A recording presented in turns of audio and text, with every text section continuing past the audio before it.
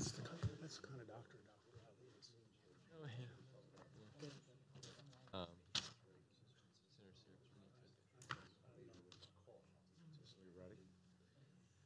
Okay, good morning. Would we all please stand for the invocation by Commissioner Barr, then we'll follow that with the Pledge of Allegiance.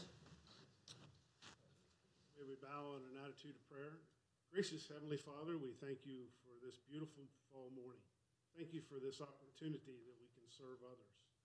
Lord, guide us, direct us, give us peace and understanding and wisdom to the many things that come before us, the challenges, the research, the study, the background. Lord, as they say, may we get the whole story and the true story, that we would honor you in the things we do, say, and decide upon. Lord, we know that many things on our agenda here this morning, one of which is emergency services and fire protection in our community. We just ask for your guidance and your direction, and we would do everything and anything possible to keep the citizens of Washington County safe and protected. Guide us, direct us, use us for thy service. I pray in thy name. Amen. I pledge of allegiance to the flag of the United States of America and to the republic for which it stands, one nation, under God, indivisible, with liberty and justice for all. Thank you. I'd like to call the Washington County Board of County Commissioners October 31st, 2017 meeting to order. With that, I'd like to ask for the approval of the October 24th, 2017 minutes that have already been provided for review. So moved. Okay, we have a motion, a second for the approval of the October 24th meeting minutes. Any further? Well, okay, let's move down to commissioners' reports. Or no, all in favor, it's back to the minutes. Motion is second. All in favor signify by saying aye. Aye. Aye. Opposed? 5-0. Thank you. Let's move down to commissioners' reports and comments. Commissioner Kiefer? Nothing today. Klein? Commissioner Klein? Just congratulations to our new Eagle Scout, Mr. Kep, over in Boonesboro. Court of Honor on Saturday. A very nice event. So once again, we're training our leaders of tomorrow through our Eagle Scouts program. Thank you. Commissioner Myers? I just want to thank Doug and his crew for preparing the float for us on Saturday night. We're very successful and good weather at the Alsatia Mummers Parade, and also, I know a couple of us walked with the governor, and that was very nice too. But we were able to ride the float to present Washington County Commissioners. I want to thank Doug and for giving us safety. Yeah, he did an excellent job. Did the rain hold up for the parade? I know. It stayed relatively dry. A few sprinkles, but through the cleanup, they were still fairly dry. Yep. Commissioner Barr? One more thing, I want to sorry. congratulate Brett Wilson on his appointment as our new judge here in Washington County. And great luck to once again to the Central Committee to get his proper replacement. Good morning, and I'm going to pass this morning. Okay, for myself, I just echo what Commissioner Myers said. County staff providing the wagon to haul us down through the parade route. They did an excellent job, and I know for Doug Levine, my grandchildren loved him. I'm almost positive they thought he was me, the way they give him a hug and thanked him and so forth. So thank you, Mr. Levine and Sam, for taking such good care of us. Okay, moving right along, reports from county staff. Do you have any staff out here to care to provide a report today?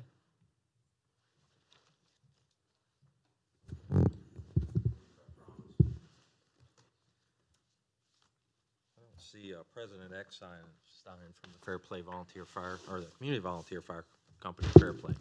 But if the commissioners are not aware or remember, October the 29th, 2016, we were in a position to reinstate the Community Volunteer Fire Company of Fair Play to provide emergency services to that area. To date, I'm happy to report that their membership is growing by the month. They continue to perform at or above any required standard for fire and EMS responses. They report to the Emergency Services Advisory Council every month at the meeting, give a detailed report. So I had hoped President Eckstein would be here to offer a couple words, but I would encourage the commissioners, as you see them or have the opportunity, to extend a debt of gratitude for a service well done. They took on an enormous responsibility, as we know, an enormous debt, and this board actually helped to give them a path forward to manage that debt. So from the fire company itself, I certainly would offer their gratitude to this board. Thank you. Mr. Hovis? Morning, Commissioners. May I hand out?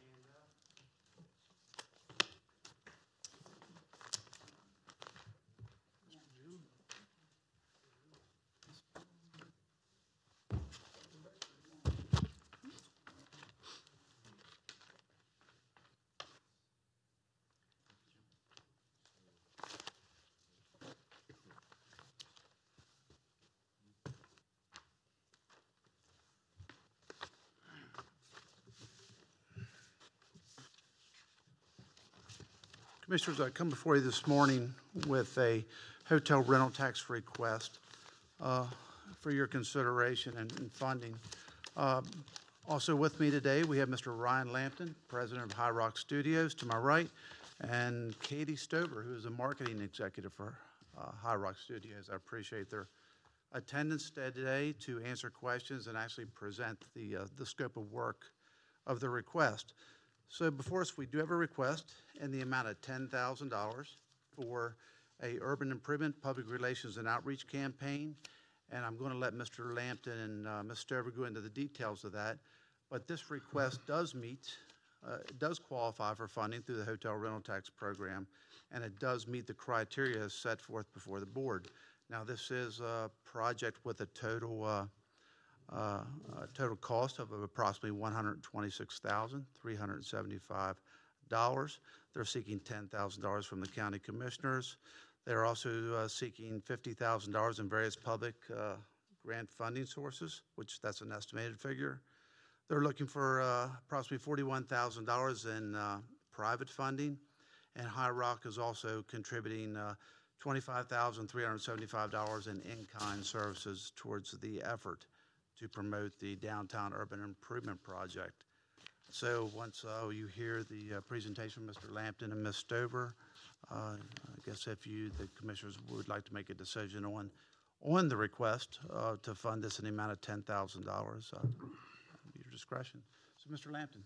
Thank you, Jim. Please. Give me a little grace. It's the first time I've ever presented in front of the county commissioners, so you guys do this all the time, but it's a little bit intimidating. So basically, the project that you have in front of you is urban improvement and outreach campaign.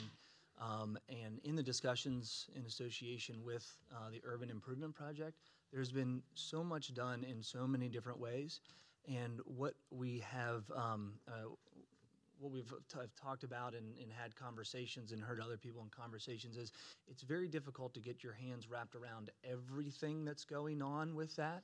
There are so many things that have been moving forward. There are so many beneficiaries of that, from the county itself, the city, USMH, WCPS, just many different various entities, and really the push forward from this has come over a period of year or months of the county commissioners' leadership and association with this project and everything moving forward.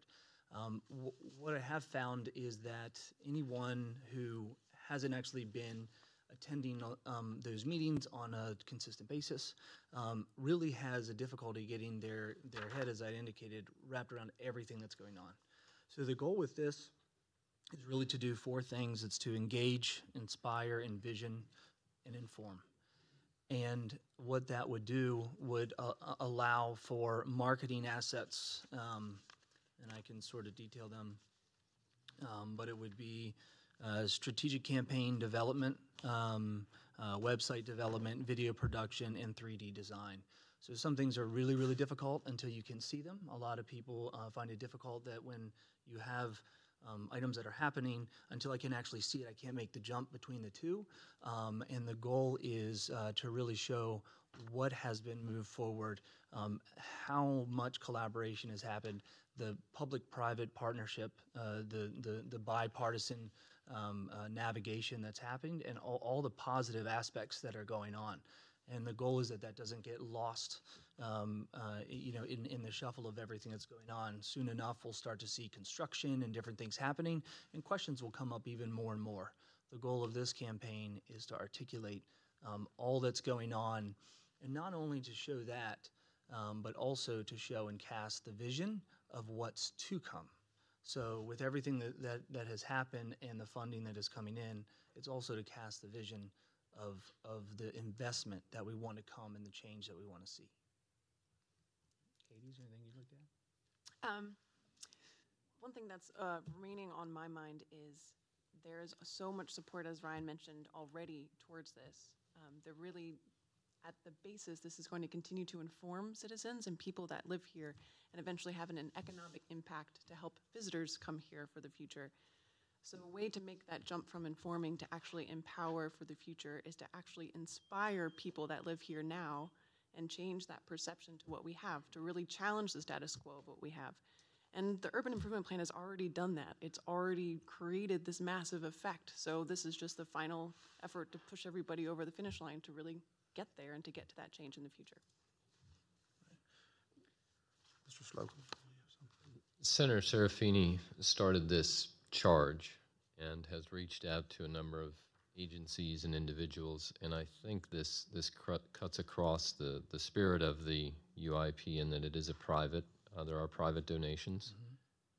There are state, from what we understand, there will be state commitment funding for this.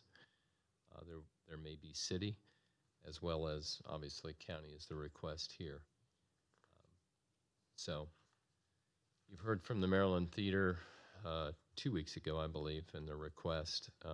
Perhaps if nothing else, this could be part of that support to that cause, because this would certainly, I would think, help raise money for the Maryland Theater as well. Yeah, so the Maryland Theater in a presentation they had the other day, it's their strategy has been a little bit more go out and sort of seek people in a personal way. They could use this as a leverage aspect to be able, as an asset for them to be able to tell even the story above and beyond what are just in what will be that project in and of itself. Because that's really what the UIP is the collaboration of all the different things that are going on that are changing the landscape that will spur investment, that will be the catalyst for what's coming forward. So yes, they would be able to use that, and anyone would really have access to be able to use this to be able to articulate all that's gone on. And even I failed to mention the CVB, Jim. CVB would participate in match. That's correct. I've spoke with Dan Spedden, as we do in many cases, for these types of projects. And while he would need to gain approval from his board, he did indicate that he would move forward support in an amount of $10,000, which is a match. And that's something that we tend to do quite often. We have a project that has a larger budget, I'll tend to contact Dan. We work together to come up with some matching funds together. So while he can't commit 100%, he will take it before his board, amount of $10,000. Yes, sir. Okay, any questions, comments? I'd just like to make a comment, I guess. I know a month and a half ago, a group of us were sitting in Annapolis talking to folks about the project and the downtown capital improvements. And I leaned over to Senator Serafini and I said, have we pursued this in our community? And he goes, no, but we will. And so hats off to High Rock and this community effort. Anytime I think we can enhance and promote the well-being of our citizens in our community for ourselves, to if grow is the right word, but to enhance the betterment, the better quality of life for our citizens, because everyone's in Annapolis asking for help. Everyone's down there promoting their own community.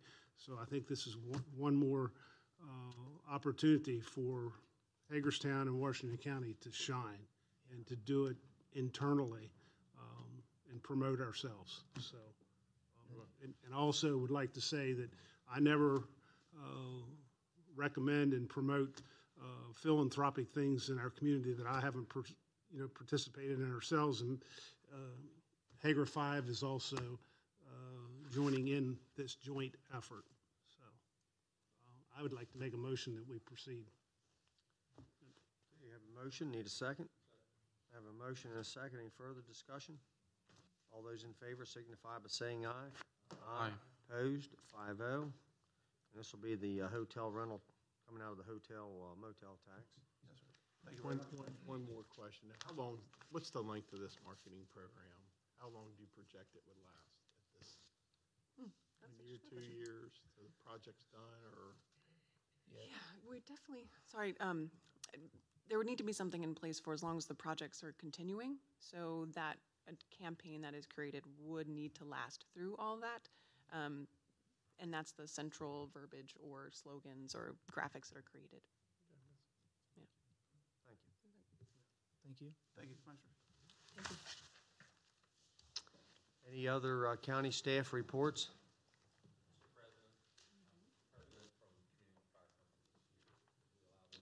Sure.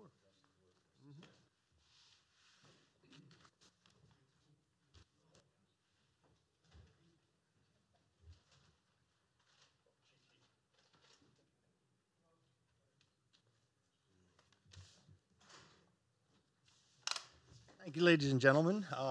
Apologize for being late here today.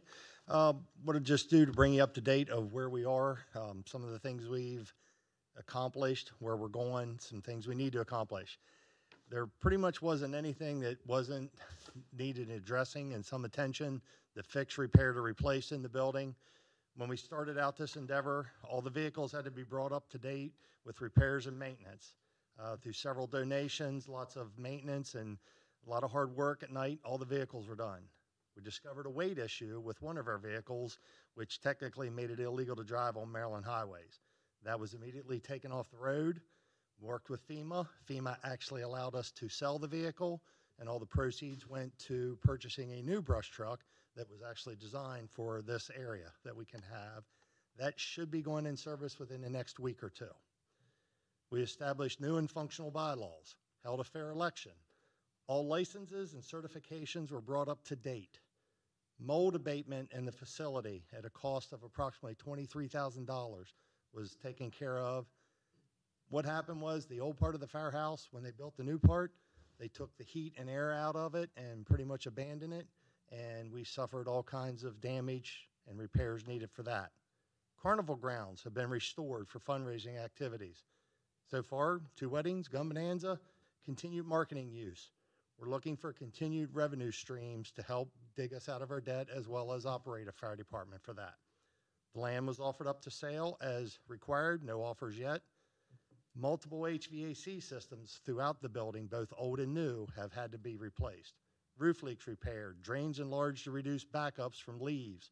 Parking lot lighting was inefficient. Poles were in the middle, things weren't working. For the safety of our clients coming in and out at night for functions, that has been taken care of. We're slowly replacing our fixtures with LEDs for energy savings as well as efficiency for that. Firefighter lounge was restored, giving the guys and girls a place to relax after calls and whatnot. Some of our community members stepped up and had some large donations as well as physical labor to get to that point. Purchase of turnout gear so everybody has an up-to-date set of turnout gear. I think when we started we had 12 good sets that weren't out of date. We've since purchased with that, and along with the county now, we have everybody in good current gear at this time.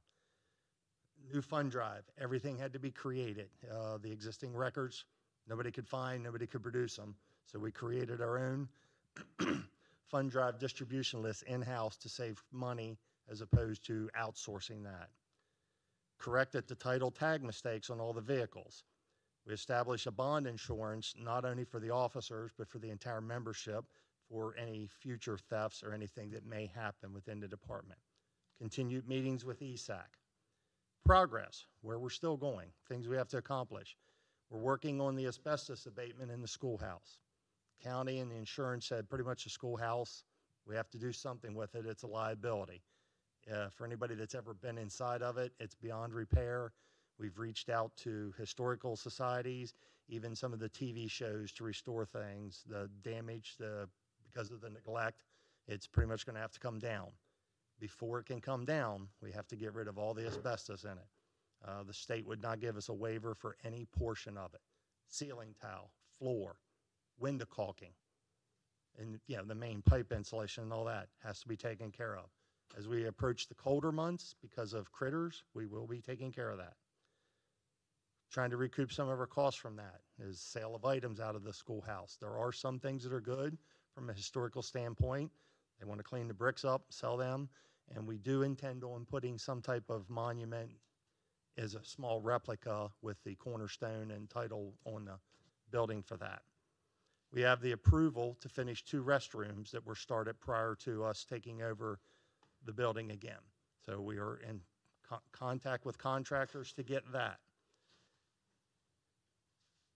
Bunk room, again, the old part of the building, there was no heating and air left in the building whatsoever.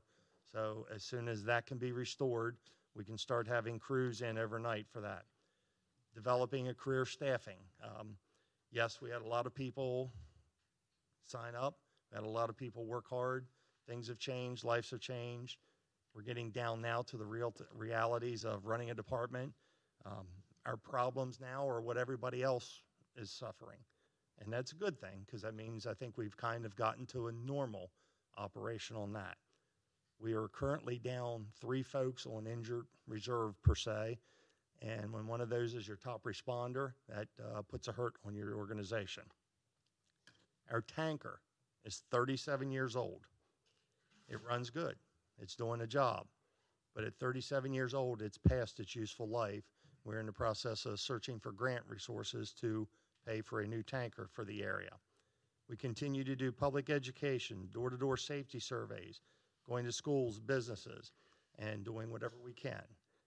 We're slowly finding, organizing, and updating any company records that we can.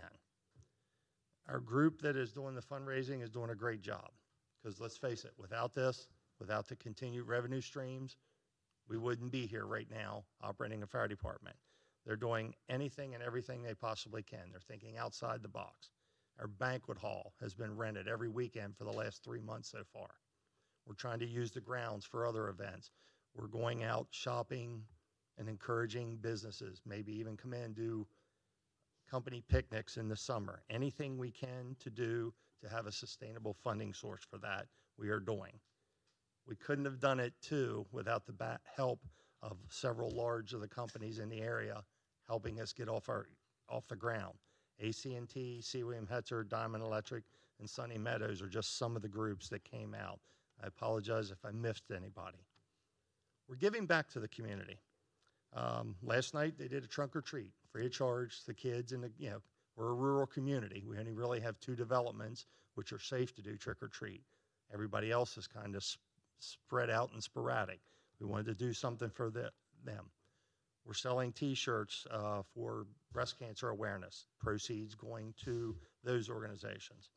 And one of the things I'm most proud of this organization, this past Christmas, there was a gentleman by the name of Sergeant Campbell that had moved here for treatment for cancer. This was going to be his last Christmas. The folks moved in. Nothing was out of the boxes. They hadn't decorated. He wanted a Christmas.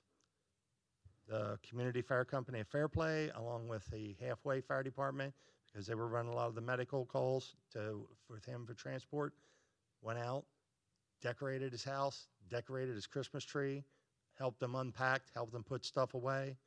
They sat with him while his wife could go run errands with their baby daughter and do whatever. So we made this gentleman's Christmas the best one he could. That's it. Very nice. Any questions for Mr. Stein? Thank you all. We couldn't have done it without the support of everybody. There was a lot of scary people there last night. If I'm Correct. I think we've made our second payment, so the debt for the loan should be $380,000. Yeah. It was started at 4, and we've already made 2 payments. Our goal is to get ahead of payments on that. We want to have a buffer zone to handle any emergencies in-house and then start paying ahead on the loan as we can. And Commissioner, just to give you an idea of the repayment terms on that, it's $10,000 per quarter, $40,000 per year. That's directly deducted from their annual allocation of the county. It's almost automated. It's on you guys to Correct. Thank you. Thank you. Any other staff reports? I have one, President Baker. This is a letter from Smithsburg Police Department. Chief of Police George Knight to the commissioners, Ed Plank, Director Jim Sterling, regarding Doug Levine. Doug, just so happens to be the same week, Doug had pulled the Mummers Day float for the commissioners. But just one line item out of this, if you would. Speaking of Doug, his attitude and willingness to help shows his dedication to his job and is a positive reflection on the Washington County government employee base. Please extend my heartfelt gratitude to Doug and to you, his employers, for a job well done. So, I think that the first line there, attitude, goes a long way, and it explains how we'd like all model employees to be like Doug. Thank you. Thank you very much. Okay, any other staff reports, boards and commissions? Terry, can I add one thing along with Rob's report? I kind of forgot about it, but was it a week ago we met in Mulligansville, and at the Mulligansville joint meeting, one of the citizens approached Scott Hobbs and inquired about an issue they were having in their community. And at breakfast on Saturday, that individual, in front of a number of people in the food as they were, giving out breakfast, pulled me aside and spoke loud enough for people to hear. He said, "We were amazed." He goes, "Not only did he listen to us and hear us," he said, "but by golly, it's fixed already." Yep. We were just overwhelmed. So, another attaboy to the cooperation in Washington County government. Makes it rewarding for everyone when that happens. Yeah. Thank you. Okay, no, boards and commissions? Okay, last chance for citizen or commission staff comments. Okay, let's move along here to citizens' participation. We have any citizens here today care to report? Tell us what you want to hear or want us to hear. How are you, sir? Please come forward, state your name, address.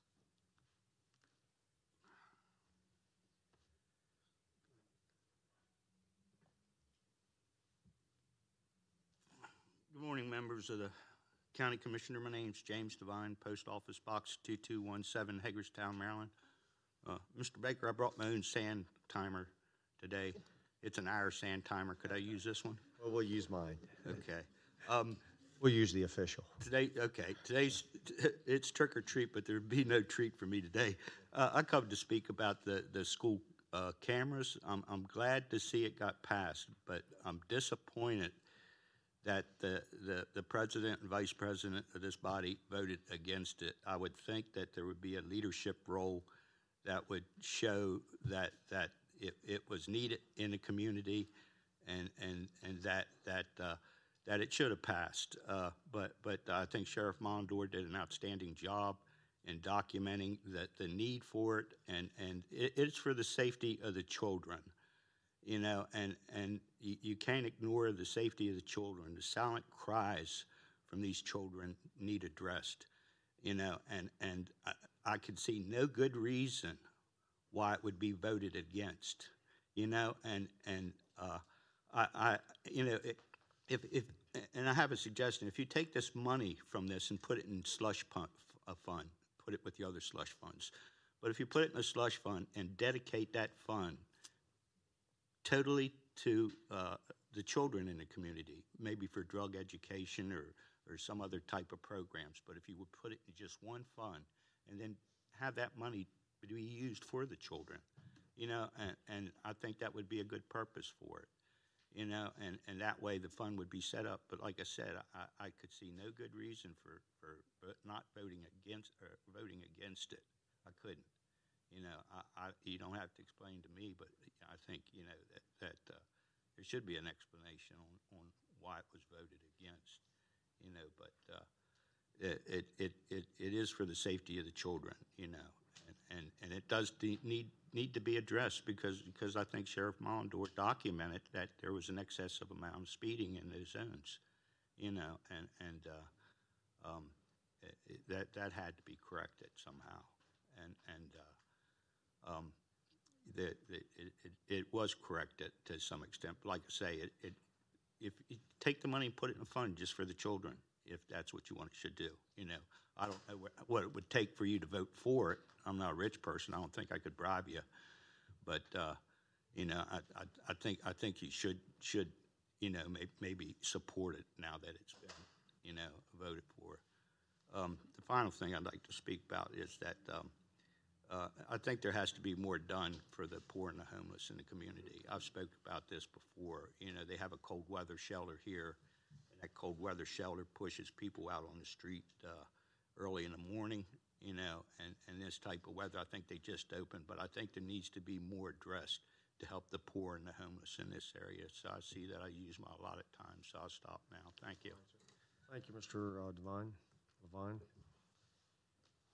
Okay, any other citizens here today care to participate?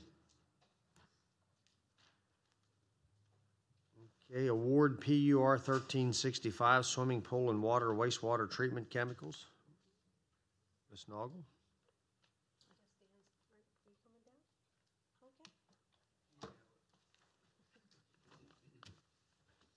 Good morning. Good morning. The recommendation before you is for the bid award of PUR 1365, swimming pool and wastewater treatment chemicals. The recommendation is to move to award the bid for swimming pool and wastewater treatment chemicals to the responsible bidders with the lowest bid submitted as per the attached bid matrix. The county accepted the bids on October 4th, 2017 for the swimming pool and wastewater treatment chemicals requirements for county using departments as well as the city of Hagerstown. The bid was advertised in the local paper, the state of Maryland's e-Maryland Marketplace website, and the county's website. The term of the contract is for 1 year, tentatively to begin December 1st, 2017, with no renewals. The above recommendations are for the county requirements only. The city of Hagerstown will make its own independent award. Any questions, comments? Motion to move forward as presented. Second. Motion and a second. Any further discussion? All those in favor signify by saying aye. Aye. Opposed? 5-0. Thank you. Thank you. Award PUR 1362, bulk gasoline, diesel fuel deliveries. Ms. Noggle? Okay. The recommendation is for the contract award of PUR 1362 for gasoline and diesel fuel deliveries. The recommended motion is to move to award the gasoline and diesel fuel deliveries contract to the responsible bidder with the lowest bid. I move to award the gasoline and diesel tank wagon deliveries to AC&T Company out of Hagerstown, Maryland, based on their unit prices stated in option 1, dated October 3rd, 2017. I move to award the gasoline transport deliveries to Petroleum Traders Corporation out of Fort Wayne, Indiana, at the unit prices stated in option 1, as per their bid dated October 2nd, 2017. I move to award the contract for diesel transport deliveries to IPC USA out of Columbia, Maryland, at the unit prices stated in option 1, as per their bid dated September 28, 2017. The following bid tabulations listed below were made from the bids received October 4, 2017, based on estimated quantities for the contract period, this tentatively to start December 1st, 2017, and end November 30th of 2018. The contracts are for a 1-year term with no option to renew. These are requirement contracts, so the county guarantees no maximum nor minimum. The bids were advertised on the state of Maryland's website, e-Maryland Marketplace, the county's website, and the local newspaper. We received 9 bids. 31 companies downloaded the document. The bids were evaluated based on the OPIS Pricing Index publication and the bidder's bid factor. The bids were submitted as per the attached bid matrix. The contract requirements for the City of Hagerstown, Washington County Public Schools, and Hagerstown Community College are also included in the recommendation. Their entities will award this on their own. Any questions, comments? Motion to move forward as presented. Second. Motion and second. Any further discussion? All those in favor signify by saying aye. Aye. Opposed? 5-0. Thank you. Thank you.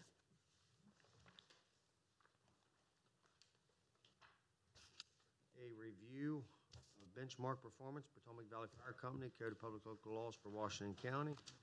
Mr. Hayes and Mr. Sprecher.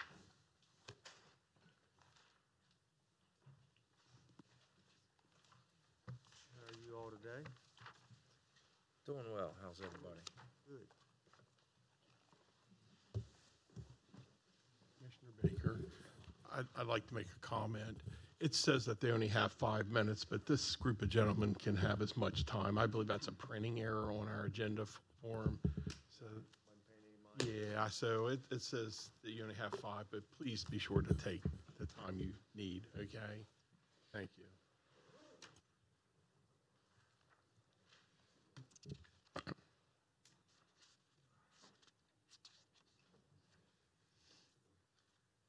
The document you just received is the budget adjustment that will be necessary to actually fund the positions that was prepared by Budget and Finance several months ago. I forgot to include that in our distribution packet. So, to my left here, we have President Sprecher of the Washington County Volunteer Fire and Rescue Association. Of course, you know me, David Hayes, Director of Emergency Services. This is the Deputy Chief of Potomac Valley Fire Company, Roger Otzelberger, and then Kingsley Poole, who is the chairperson of our Emergency Services Advisory Council.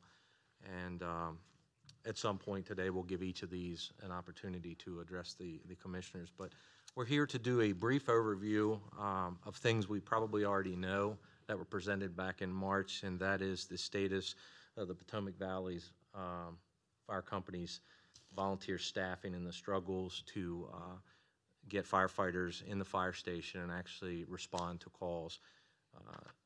Our accolades go out to the leadership of Potomac Valley. They were forward-thinking and recognizing this issue even before the benchmark compliance indicator presented itself, and almost on top of that began discussions about what options would be there to ensure that their community was adequately protected relative to fire and EMS responses. This began in February of 2016 through a non-compliance with a 95% benchmark that was set through a resolution in 2014, and it has since repeated itself in 2017 in 2 additional quarters. So the problem, I would say, is not getting better. It may even be, in fact, getting worse. At best, it's probably holding its own. But the problem is also not just indicative of Potomac Valley, and I think those in the room would agree with that, and you heard that back in March from the other, at least several of the other volunteer fire chiefs and fire departments that were in the audience. There's also a secondary issue that's out there, no less important, on the emergency medical services side. They, back in 2009, received funding to stabilize some of their staffing and have been measurably successful in that, but that number has not been modified in several years as well. So there will be a need for future discussions relative to the emergency medical services and what we can do to try to ensure that that is a sustainable solution as well. But we're here to talk about a motion to accept the Division of Emergency Services Strategic Staffing Plan that's designed to help Potomac Valley as well as the other organizations. The report and brief we just surmised back in May of 2017. You directed myself and our staff to work on a staffing plan for firefighters that would help not only Potomac Valley but the other 14 county fire stations. We've worked collectively and diligently with the Volunteer Fire and Rescue Association's leadership. There are probably hundreds of hours in the document that you've got before you, moving it through various scenarios and dynamics that may or may not produce a viable solution. What I would say is the plan in whole is not meant to be something that we can implement today. It's designed to be a roadmap for you to look at and visualize going forward what the system might need to look like and what those associated costs might be. I don't think, at least in any of the history that I can remember, there's ever been a document that attempts to draft that path forward and certainly to put dollars and cents into each of those steps. Going through the document itself, and I'll try to move through the sections that really are relevant. So 27-page document, I believe, is the exact number of pages. There are about 20 pages here that I'll stop and pause through. But our current situation through Resolution 2014-17 basically established the 95% response threshold. And then in the third quarter of 2015, again in the second quarter of 2016, the second quarter of 2017, and the third quarter of 2017, Potomac Valley has not been successful in meeting that threshold. They've initiated 2 requests for county staffing. The first one came as an informal request in 2016, and then a formal written request from their membership and leadership in February of 2017. The 25 square miles is their first due response area. That represents about 5% of the county's call volume. The pool of active volunteers and the number of hours they have available, I think, continues to decline, and they do not see a foreseeable solution on their own without some type of outside assistance with that. Moving forward in the plan itself, our current abilities for the Division of Emergency Services itself are somewhat limited. We only have 19 part-time staff that 19 firefighters that currently staff our Special Operations Station over on Frederick Street. They staff 2 positions, 24 hours each day, and that takes the bulk of that staff to actually facilitate that. We also have 8 full-time paramedics that run and respond in 2 ALS chase vehicles. One is in the western portion of the county and one is in the southern portion of the county. And in November of 2016, we actually authorized them officially to actually ride the fire apparatus if and when needed to try to begin offering some type of assistance to what was becoming a critical problem for volunteer staffing. Our recommendations through this plan move through what we would call a realignment in the use of the current Special Operations part-time staff, bringing them out into the field and using those 19 firefighters to plug and play throughout the county on an as-needed basis, and change that solution at Special Operations to a full-time solution, hiring 8 full-time firefighters, which would take the place of those 2 24-hour positions. We also are going to recommend reclassing the firefighter technician position and retitling that to a firefighter 2 under a DES work schedule pay scale, and that would actually classify them as a grade 11 at $39,720 a year annually.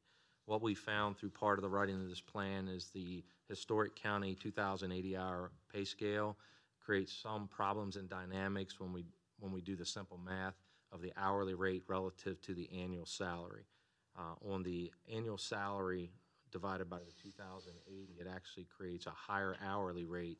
And if you were to work that into this work schedule, which is 2,184 hours, so 24 on, 72-hour off work schedule, it drives the annual salary higher than what our desirable threshold was. We looked at other scheduling alternatives to try to see if there was a better financial solution for the county, and at this point we do not feel any of those actually maintain the integrity of the county's recent salary study, which relates job title, job task with job education and pay. So that's how we've brought this forward.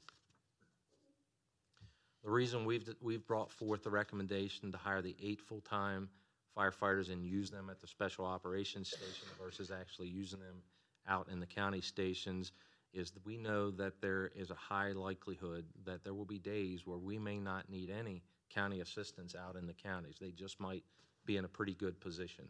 So we're not trying to drive away the volunteers' contribution nor the need or value of that. By placing the 8 full-timers at Special Operations, we already know and have been for years, several years now, staffing 2 positions there 24 hours a day. We've just been filling those with part-time staff. There's a little vulnerability that we have with that solution at that station. It is the only station like it. in the county. It's our special operations team. And when we have, and a recent event would have been Winter Storm Jonas back in January of 2016, where we had periods of time that the part-time staff that were going to be working there that day were actually mandatory at their full-time employer, which might have been another fire department, either down in the Montgomery County, PG, Howard, or even at the Hagerstown Fire Department, and we had no staffing available for the special operations team. So this creates a secondary effect, not its primary intent, where it solidifies the county's workforce, and that workforce primary responsibility would be to Washington County, not another jurisdiction or agency. Again, I've already stated what our intent is with the part-time staff. We also believe that this solution does not require us to go out and hire more part-time staff, which could begin a direct competition with the volunteer fire departments that already employ part-time drivers at a corporation level. So we don't go out and begin a competition level. Yes, are we going to hire 8 firefighters if this is approved? We will. Is there going to be some effect to that? Most certainly. We can't avoid that. There's no path forward that puts career staffing in place that doesn't create that. So important points to remember. First and foremost is that Potomac Valley situation isn't the problem. It's just an indicator of a systemic problem in Washington County, and not just Washington County and state of Maryland, and as a matter of fact, throughout the nation. And we have a genuine shortage of volunteer firefighters and service as whole. That's not to say there aren't certain locations that have enough firefighters from the volunteer workforce. It only means that we're seeing a trend, and despite various incentive efforts, even in this county, we've not been able to change that trend or impact that trend in a large way. Now, I'm not advocating we abandon those efforts and not consider future efforts, but we have to recognize that staffing assistance is in line. And it's easy to figure out if we continue to send too few resources to bad incidents, that bad things are likely to happen at some point. Our goal is we can see this, we can forecast this, we want to try to make a difference in that.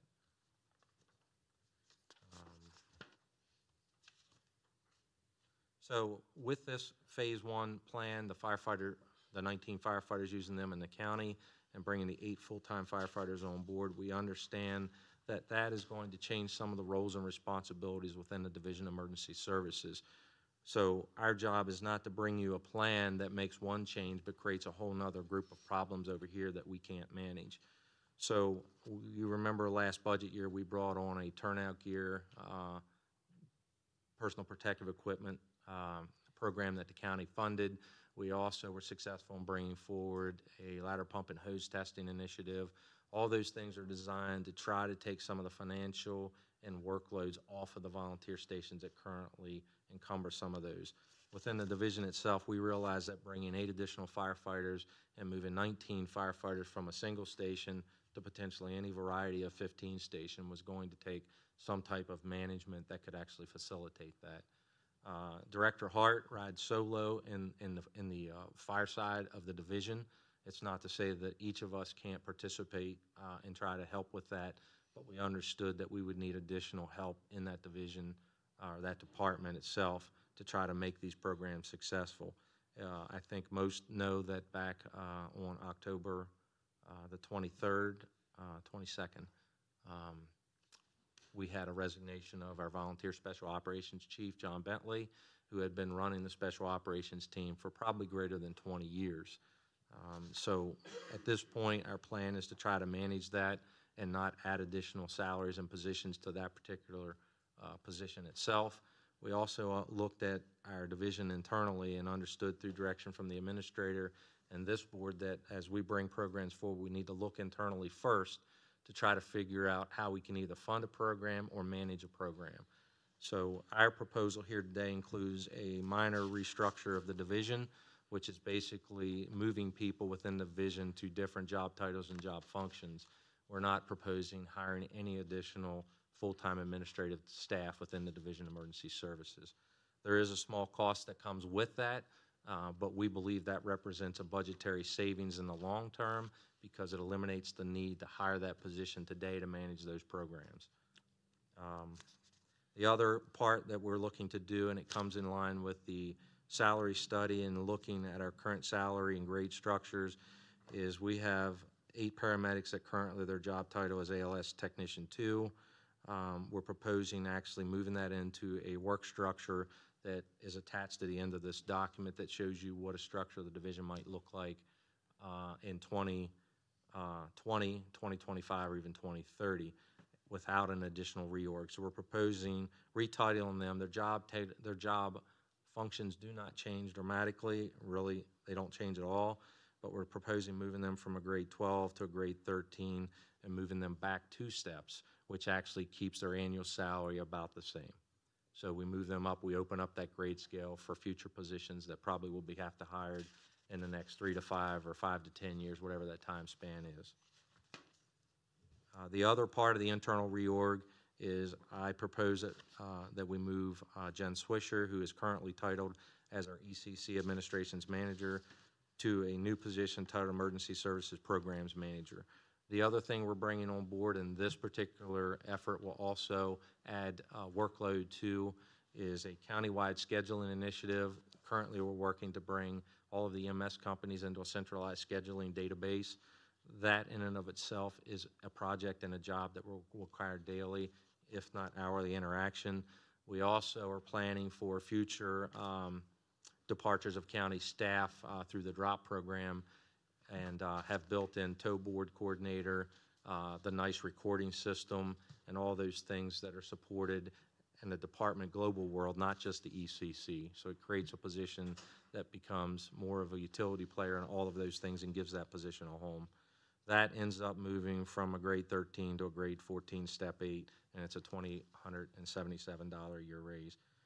Tom Brown, we would move him from ECC training specialist to an EM specialist, which takes the place of Sam Anderson. That's currently funded, and there's no change in that salary and or grade. And then Sam Anderson, who currently sits in our EM specialist, moves to a new position under John Hart, the Assistant Director of Fire, to help manage these programs. We've used a similar title that we already have in the Emergency Communications Center called Operations Manager. We tried not to create additional job titles outside of what already exists. That would move him from a grade 12 to a grade 14, step 1, and represents just short of a $7,500 a year raise. That is in line with the county's grade structures and the responsibilities of any given job. The total reorg costs are $10,374. That would not be fully exercised in 2017, FY 2018, because obviously we are 3/4, slightly north of a quarter of the way into the budget year. But annually, it would represent a $10,374 increase to our budget. The firefighters themselves, the current salaries are $328,000 at our special operations. That's all part-time salaries. We're advocating that budget stay in place, and that is the budget we will use to plug and play part-time firefighters throughout the county. The full-time personnel would be about $375,000 for an entire year. Again, we're only going to exercise slightly south, somewhere south of 3/4 of that year's budget. We anticipate about $8,000 needed to get them through a hiring process and $25,000 to get additional PPE and uniforms. The recurring salary and benefits for future years, FY 19 and beyond, is $500,000.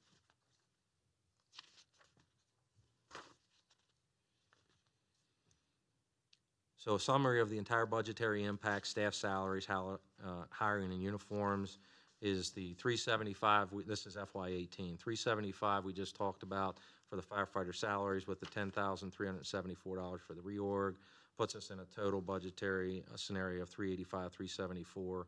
Bring on board the $8,000 for the hiring, the uniforms, we're at $418, $374. Budget and Finance back in July had initiated and prepared a budget transfer and looking at how we could fund this thing in existing funds. So one of the documents you got is your budget transfer adjustment, or your budget adjustment form, for a total of $494,000. That represents what at that point was approximated as a full year's salary, so that these positions would be looked at as sustainable in future years' budget. The recurring cost in the future years is outlined there at $510,000 and $374. So phase one of the plan, we covered fairly extensively here. It really just equates to hiring 2 full-time firefighters. They would work at the Special Operations Station. Now, that does also allow, if we have some type of immediate staffing need out in the county, we could work them overtime. But that would not be our general practice. This is not the tenet of phase one of this plan. And then the second side of phase one includes using the 19 part-time staff out throughout the volunteer fire stations. The specific notes that I just want to emphasize is phase one of this plan is not a firefighter staffing solution. It's a plan.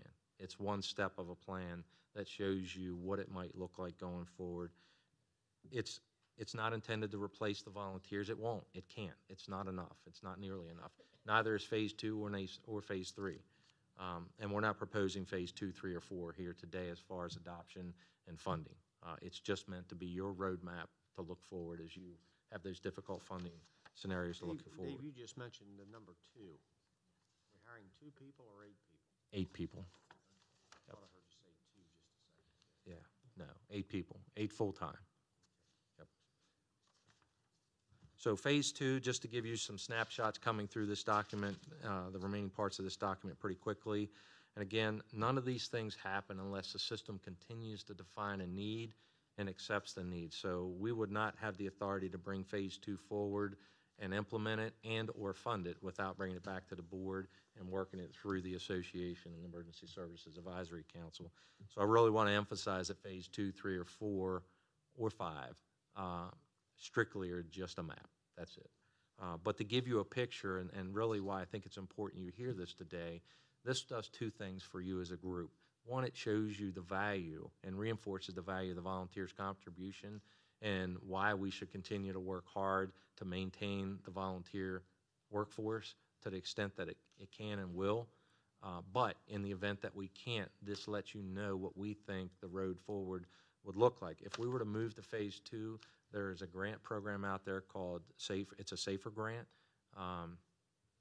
And it's a federal program that's delivered, and its intent is to try to help communities, smaller, well, not even just small communities, but communities and cities actually put firefighters on the street using federal dollars for a defined period of time. This particular grant in the current year would fund those positions at 75% for 2 years, the third year at 35%, and then the fourth year the salaries and benefits become completely the jurisdictional's responsibility. So that would be one of the recommendations in a future budget presentation if phase 2 was ever brought forward and that particular grant program exists. We would certainly encourage you to allow us to attempt to exercise that option. Phase 3, again, moves forward. Phase 2 puts 1 firefighter in all 15 stations 24 hours a day. Phase 3 would recommend putting the second firefighter at 8 stations 24 hours a day. Phase 3 would bring on board the other 8, and then phase 5 would put a third firefighter in 8 stations. Now, phases 2 and phase 5 recommend bringing on supervision. At that point, we potentially are talking about 50 to 60 county firefighters working full-time, not any given day, but that's how many it takes to staff 15 stations 24 hours a day, 7 days a week. We would strongly recommend at that point, and hopefully we would have the support of the volunteer agencies, that we build in supervision with that. In phase 2, you would see that. There are 2 battalion chiefs built into phase 2. They're day work positions only. Their intent at that point would mostly be to work in an administrative capacity, helping us interface with the volunteer stations as bumps in the roadway come and try to deal with those as they're small before they get large. We would not have that kind of depth in the current division structure to get out at that frequency. And again, in phase 5, then it brings your 3rd battalion chief on board, and that battalion chief would begin to work some form of a 24-hour work schedule. There is one area in here I wanted to mark, and it's on page 22 under phase 2. It's one error in the information. It actually lists 60 firefighters, 3 shifts. That should be 4 shifts.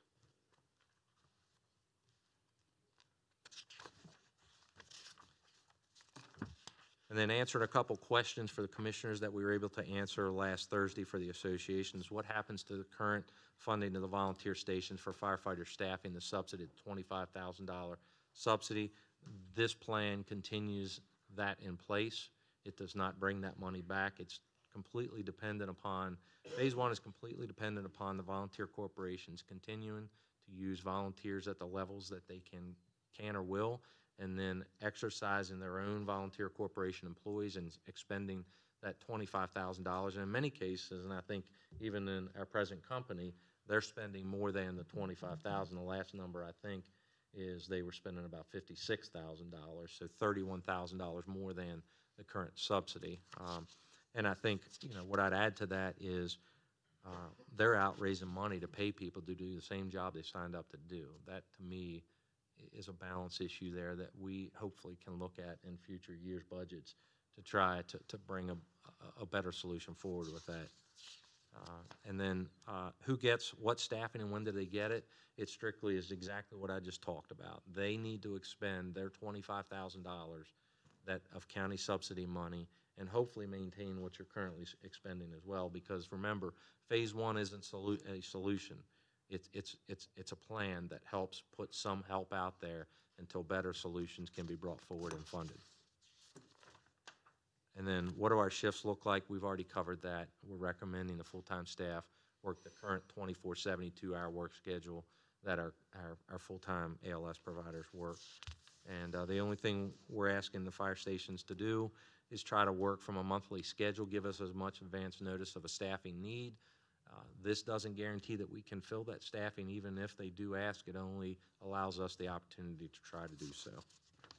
And the last page is what I spoke to a little earlier. We've tried to break out our grade structures and forecast what we think might be needed in future years, and I don't mean in the next 2 to 3 any more than I mean in the next 10 to 30. So, but when we look at structures of similar type and similar demand around us, we know there's a likelihood that these type of positions are going to be needed. That is one of the reasons why the reclass of the grade 12 to the grade 13 for the field paramedics, it opens up that lower grade scale. It also shows you if we were ever to get to a system that couldn't hire already trained firefighters and we had to hire recruits, what that might look like in the grade structures. And then this also keeps in place the integrity relative to the ECC staff that we have working at specific grades in the county, making a specific hourly rate. It wouldn't force us to bring firefighters in at a lower grade and an hourly rate than what they currently are working. So, with that, I'll look to questions or other comments from the other group. Kingsley Poole, Chair of the Emergency Services Advisory Council. Dave did an excellent job of presenting this. I would just like to say this is a critical need. Commissioner Kiefer sits on our committee ex officio, and he is at most of the meetings, and this issue comes up frequently, and it is a critical issue. You can look at the statistics of response, or you can just listen to the emergency services radio and how things are going. Ainsley, was there a vote at the ESAC to support? Yes, sir. Our November meeting was moved to last Thursday so we could bring this up. We had discussed it previously, but we needed to vote, and there was a concurrence, unanimous. Same way with Fire Association? Yes. We, at our last association meeting, membership did vote and passed the staffing plan to move it forward. What I like personally about the plan, in the various phases, there's not a date attached to it, where in 19 we're going to do this, 20 we're going to do this. It's a plan. It lays out some map work for you, but it also puts it on our shoulders. Our system has to fail before we can move on with phase 2, phase 3, phase 4. We have to drop the ball. We have to. Now there's questions with change and reorganization of DES, and I'm sure those will be addressed at some point in time, but change is always difficult. Change is coming, and we can either be part of it or we not, so we voted to move the plan forward, so. Any other questions, comments? Yeah, just one other question or comment. Director Hayes, you mentioned about EMS is going to need to be looked at too in the future. Right. Because I'm hearing a lot of times some of the fire trucks are calling on EMS, and that stresses out the finances of the volunteers. Would that be correct? That is correct. And the reason I wanted to broach that earlier in the conversation is this only really identifies the firefighter needs going forward. There is another dynamic there, but again, some of the funding is already in place for part of that dynamic. And as an example, we're already providing about $2 million in staffing subsidies for EMS. That has been in place since roughly 2009. So there is no intent to leave EMS behind. Not being forgotten. But it, in a global overview, it would be far too much to capture here in the middle of a budget year, and certainly without extensive budgetary planning and more than just even a 6-month budgetary planning cycle, which is why I advocated to the association is don't handicap this presentation. Let's take the whole thing forward. Is it scary? Sure it is. We're all taxpayers. We understand the ramifications of this thing. But it does several things, as I talked about earlier. It does reinforce the value and the contribution that the volunteers give to us every day. But it also lets you know, and myself, what we need to be preparing for, because part of this, maybe not all of it, will come. Unless there's some type of magic formula that somebody discovers, but there are many people across the United States that are working on these very same issues. And a lot of people think this is the end of the volunteer system. I don't agree with that. I think the end of the volunteer system is if we continue to do nothing and we allow them and expect them to continue to do what they're doing at the levels, and that includes funding that we currently have. And that is no derogatory statement towards any body or any political body or governing body. The point, more importantly, is we have to continue to build programs. This is one of them. Just like last year at budget presentation, ladder pump and hose testing, PPE was one of them. County government is going to have to continue to look into the future and be able to figure out how we increase funding to emergency services. We can't force volunteers to give 60, 70, 80 hours a week. We can't even force them to volunteer, but I have no question that the lions are still there and their hearts are still in every place they were 20, 30 years ago. But societal changes have driven dynamics upon families that may or may not allow them to put the kind of hours that some of us put into fire stations in our younger years, or EMS stations for that matter. So I'm not here in any capacity to abandon the volunteer system. I'm only here to try to prepare us to provide additional support where that support can't be self-fulfilling. I would just like to say that we have a lot of people here in our audience who were no doubt a big part of putting this together. I know since May, when this issue, the particular request to put together this plan came before us, having attended the ESAC meetings or the association meetings or the fire police meetings, this was a point of topic in every one of those meetings. And I think it's been vetted by a lot of people. I think this is a step in the right direction. Obviously, there's more work that needs to be done, but a step in the right direction. And thank you for everyone's effort in putting this together. Thank you. I'd like to say Dave and I have met a number of times on this, Dale and others.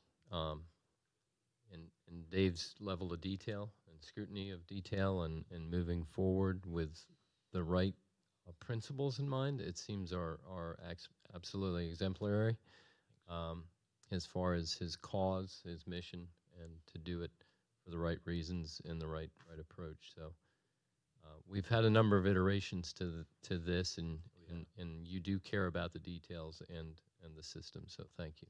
Thank you. I appreciate it. Okay, any other questions, comments? And it does come with a recommendation, so who cares to move the recommendation forward? Second. A motion and a second for the recommended motion. Any further discussion? All those in favor signify by saying aye. Aye. Aye.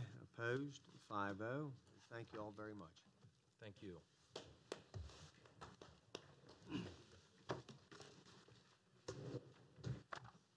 A sole source contract award, PUR 1373, electronic door controls and interim system upgrade at the Washington County Detention Center.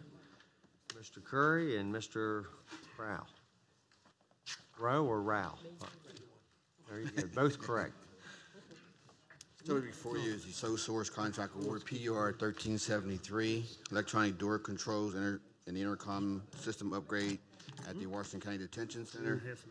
The recommended motion is move to authorize the sole source procurement to upgrade electronic door controls and the intercom system at the Washington County Detention Center from Montgomery Technology Systems LLC of Greenville, Alabama, in the amount of $89,750. The department sent a request into the purchase department to upgrade their system, wishing to use under the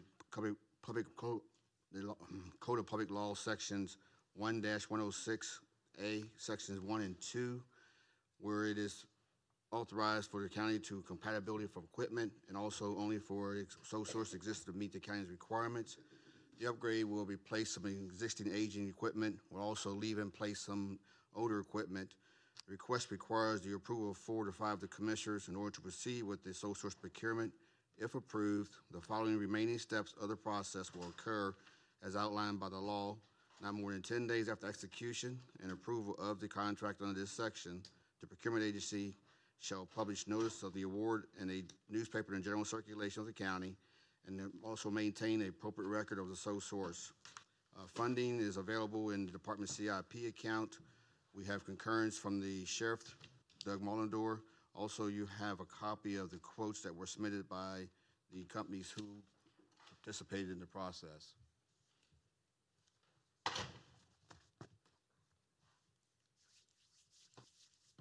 Any questions, comments?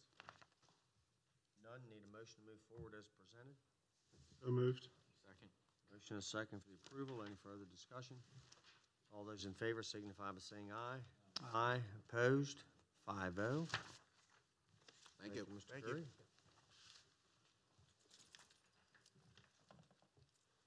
Consensus discussion for text amendment, RZ 16-005. Ms. Baker? How are you this morning?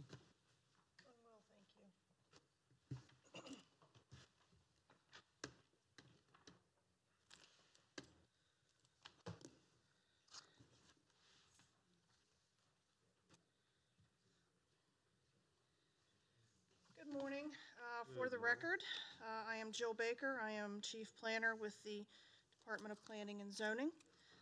Today, I am here to talk to you about a set of text amendments that we had heard earlier in this year.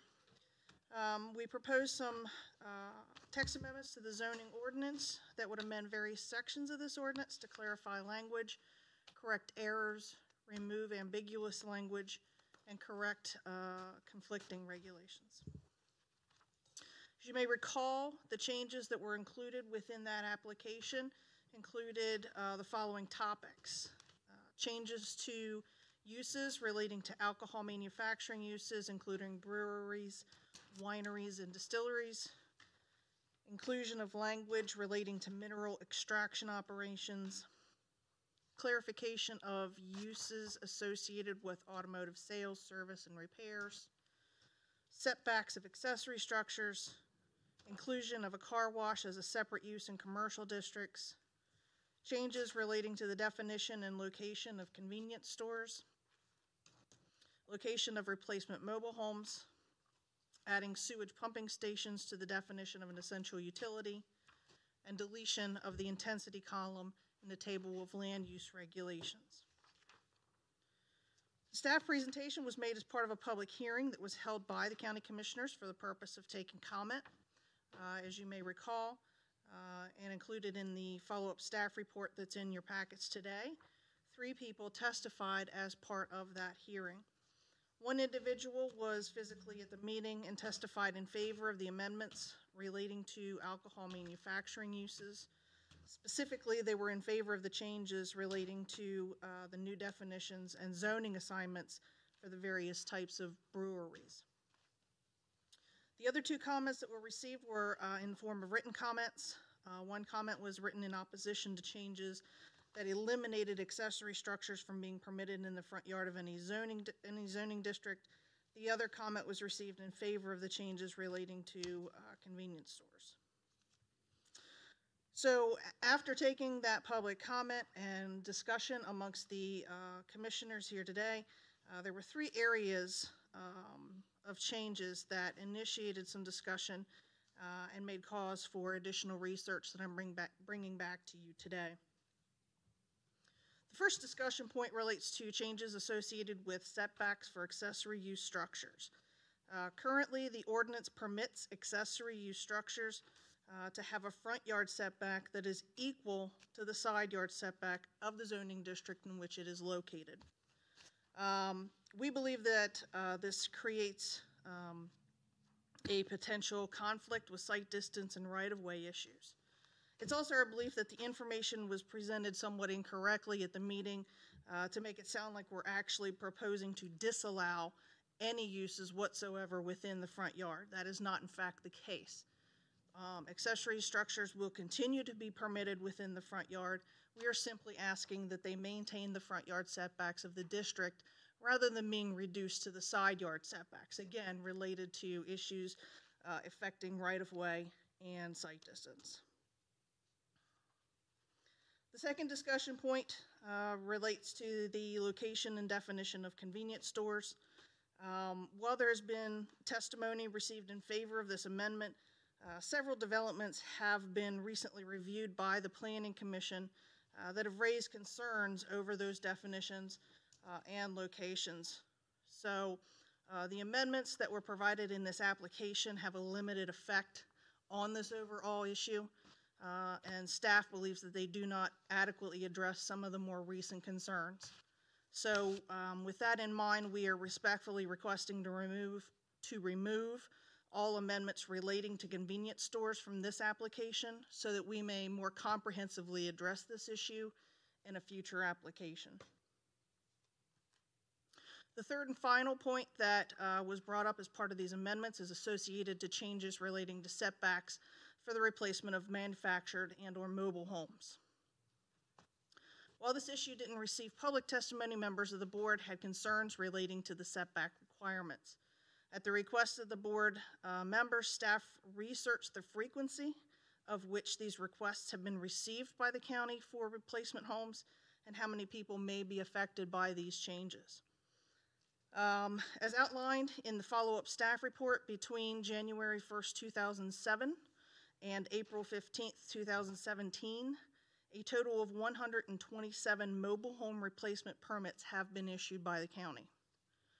Of those 127 permits, 75, or about 59%, were located in mobile home parks or subdivisions and therefore would not be affected by these regulations. Those replacements are dealt with under a separate section of the zoning ordinance. The other 52 permits, or the other 41% that have been issued over the last 10 years, have been on individual lots of record throughout the county. None of these permits have needed the variance relief from the Board of Zoning Appeals relating to the setbacks because they were already in compliance. In addition, staff also researched the zoning ordinances of nearby jurisdictions, including Frederick County, Allegheny County, the city of Hagerstown, the city of Cumberland, the town of Boonesboro, and the town of Smithsburg. They all treat the replacement of a structure that does not currently meet current day setbacks the same way. They all require that the new structure must conform or meet the current day setback. This does not apply to non-conforming uses that have been destroyed by a catastrophic event such as fire or natural disaster. They are handled differently and they are allowed to go back in their previous position.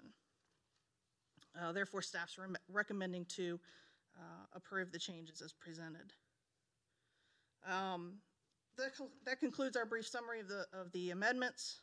We are at this point seeking further guidance from the board and a consensus on how you would like to proceed with these amendments given this new information. I'm happy to answer any questions that you may have regarding this issue. Jill, back to your mobile homes. Yes. So if someone has a mobile home, they just want to replace it, they're going to be able to do that.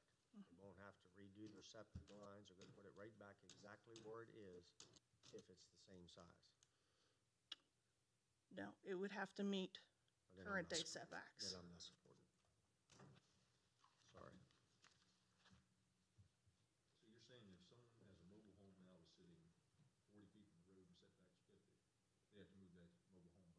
Yes, sir. If it's replaced. If it's replaced. But if the replacement is necessitated by fire or natural disaster, it can go back in the same location. Yes, sir. What if someone just has an older model mobile home and they want to update it with a newer model mobile home? They're bettering themselves, in other words. Are we saying that they can't do that? We're saying that they would have to meet the current day setbacks. Again, in our research, what we have found is that that is what is actually happening. The older mobile homes are no longer made to the standards that they were when the ordinance was first adopted. So people are getting larger mobile homes, double wides, and even in some cases, triple wide mobile homes. And in our research that we have found, most of the mobile homes already meet building setbacks. There may be a smattering of them across the county that don't currently meet that setback and would have to be changed, but I think what you're finding more than anything are change-outs within the mobile home parks and the mobile home subdivisions. But yes, to answer your question, they are getting bigger. They would have to meet current day setbacks, just as if you were replacing a mobile home with a stick-built home or a modular home. We would require the same setbacks to be met today. Wouldn't that be controlled by the health department on the size of the septic that you need? So if you go from a 2-bedroom to a 3-bedroom, your septic system has to meet the need of the 3-bedroom? Aren't the septic systems the size that's required determined by the number of bedrooms or anything or something like that? The health related services would be looked at by the county health department. That's really out of our realm here. If you went from a 2 to a 3-bedroom home, you'd have to upgrade your septic anyhow. Then I would understand the setback. You could potentially have to upgrade that septic But if I'm system. putting a home or someone's putting a home right back exactly where they are, 3-bedroom and their septic system's already been approved and all of that, I don't understand why you would want them to have to dig up all of their lines, possibly move their septic system. You're getting into expenses that I don't necessarily think are necessary. And we have written a provision into the ordinance as well addressing that exact issue. That should be the owner of the property's decision. I'm sorry, could you repeat? The owner of the property should have the decision if they want to put their home right back on the same area or not. Yeah. That's my opinion. Okay, any other questions, comments? Can we amend this? I thought we were going Yeah, to. if you would like to make a consensus that you don't want to see that change, we can make that as part of that. I guess where I'm at is that if someone, I'm right with Terry, if someone's coming in and saying taking a 40-footer and putting a 40-foot back within, say, a very small tolerance of 5 to 10% of the size, same number of bedrooms, whatever, it's just unfair because of age, that you have to, do as you're saying, septic, you can't build over a septic, we know that. So if you've got to move back, you're over top that septic, then you got to put a whole new septic system. So, And then that's going to require, if you have to put a new septic system, that's probably going to be the new system. Right. So I just think all that gets to the point of there's reasons why. Now, yes, I agree that if we're going from a single wide to a double wide and sometimes a larger, then I'm not there. I agree that they should conform with new setbacks and regulation. But so I guess my question is, how do we have the power to amend it for that purpose of within, say, 10% tolerance of the unit that they presently have? Yeah, I think you can direct staff to prepare the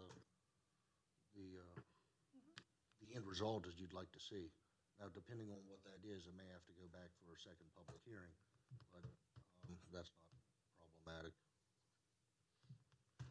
Well, I think that's But where this I'm is- at. Within 10% of the size of the present size, not to exceed 10%, I would say then they'd have to go back. Okay. Okay. But that's me. Who else? Yeah. Oh, no, I'm right with you. I'm good. Okay. Yeah, I do too.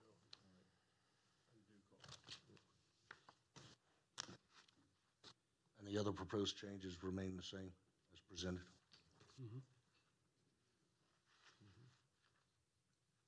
So you want to, we're going to make a motion on everything but the mobile section? We just need the consensus, and then we'll finalize the documents and do what we need to do to. Yeah, so we're just seeking consensus. We have the mobile home consensus. We would seek a mobile home, or a consensus on the accessory uses and the setbacks related to that, as well as a consensus on the convenience store amendment and how you feel about that. Yep. So the accessory uses, again, what we are talking about doing is requiring accessory uses that are located within the front yard, and they may be located within the front yard, simply meet the front yard setbacks of the district in which they're located. What happens is that currently in the ordinance, the way it reads is that it allows that setback from the front yard to be reduced to that of the side yard. We feel like that could create problems in the future for people in the case of right-of-way issues or site distance issues or things like that. So we are not in a point here to ask to not allow accessory uses in the front yard. Absolutely, they can happen. We are simply asking you to relate back to the front yard setback rather than the side yard setback.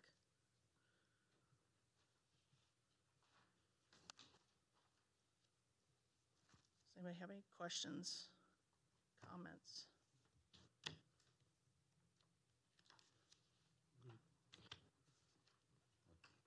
For the convenience food store, Food Mart, are we just doing away with the square footage altogether? What I am See a red line drawn currently right now, that's the way it reads. We are requesting to just remove all of that altogether and not make any changes. As part of this application, we feel like it's not comprehensive enough based on what's happened in recent events. So we'd just like to completely eliminate those changes, leave it the way it sits today, and come back to you with a more complete application specifically dealing with those issues. That would be our recommendation. Otherwise, you know, if you would like to see changes today, we can absolutely be open to those as well.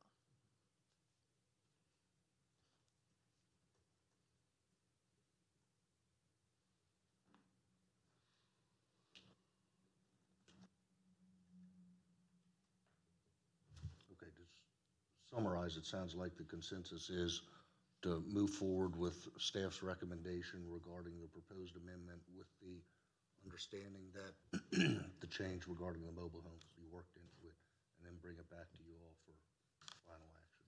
Or take whatever other necessary steps would need to be taken to finalize.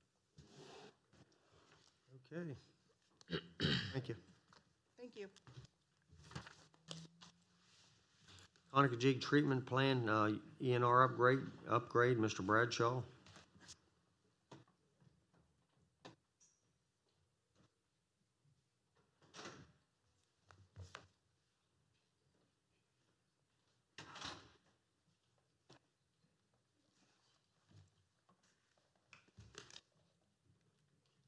Morning, Commissioners. Before I get started, I'd like to introduce you to Nia Williams. She's the new environmental engineer. She's been working for us for about 2 months. First change order I have here today is for the Conicajig Treatment Plant. The change order is in the amount of $76,058. It has a total of 12 different individual line items associated with it. I'll go through them real quickly. Item number 1 is to change the grading on the post-epoxy tank from a solid top grading to a like a punch top diamond plating, because we are adding aeration in that zone, so we need to be able to allow the air to get out freely. The second one dealt with the original advertisement of the project. We bid the project with Davis-Bacon wage rates in it, but prior to us having the bid opening, a new set of wage rates were published that we were unaware of, that actually changed the wage rate of the gentleman that tied the rebar. So we went ahead and we awarded the contracts under those conditions, with the understanding that we would have to compensate the contractor for that additional expense associated with the difference between the wage rates. And that is item number 2. It accounts for 6165. Item number 3 is the SCADA system. The SCADA system is the alarm package we have at our treatment plant. Currently, we have a total of 8 different alarm points under the old SCIS system. But as you imagine, a treatment plant has multiple components, and by upgrading to this Win 911, we basically have unlimited alarm points. So it will actually contact us and tell us exactly what the issue is, whether it's the pump failure or something minor that can wait in the morning to respond. So it gives our operators better clarification on whether it's an emergency they need to come in instantly or whether it's an item that can wait till morning. The upgrade to that SCADA system is $2,230. Item number 4 dealt with the centrifuges. We have a beam that had to be installed above the centrifuges so we can remove them for maintenance purposes. And we had a conflict with the location of the beam, and we bumped the beam back about 1.5 feet on each end. And when we did, jackhammered out the slab, and we found numerous conduits that had to be relocated because they were all active at the time. Item number 5. I told you the wrong item. Item number 5 is actually the punch top grading that I already went over. Item number 1 dealt with the platforms associated with the centrifuges, that we had to extend the platform to make it larger to accommodate the centrifuges that were actually installed for OSHA compliance sake. The platform is $7,335. Item number 6, we are reusing the existing aeration mixers on the 3 aux ditches. And when we went to hook them back up, we found out that the oil pressure switches were non-functioning in those aerators. So we had to replace those switches. And that's $3,030 for that item. Item number 7 dealt with incremental weather. We had a total of 8 days that was lost beyond what was programmed into the contract that the contractor is requesting an extension for and a compensation for the extended time. That's $47.80. Item number 8 dealt with some structural modifications that had to be made, some of the grading in the biomag area. Additional beams had to be added in order to make it safe for our people to walk on top of it. That cost was $23.73. Item number 9 dealt with a concrete sump that goes in the biomag building. The actual screen sits on top of it. Originally, we had proposed to use a precast, but once we got into the details, it was determined that a cast-in-place structure was going to have to be manufactured, and the price for that was $11,698. Item number 10 is Avivo. Avivo is the manufacturer of the oxidation equipment. When they submitted the shop drawings for the equipment, they also said that we had to extend an existing wall inside the oxidation ditch, that if we didn't extend that wall, we would void any warranties associated with Vivo.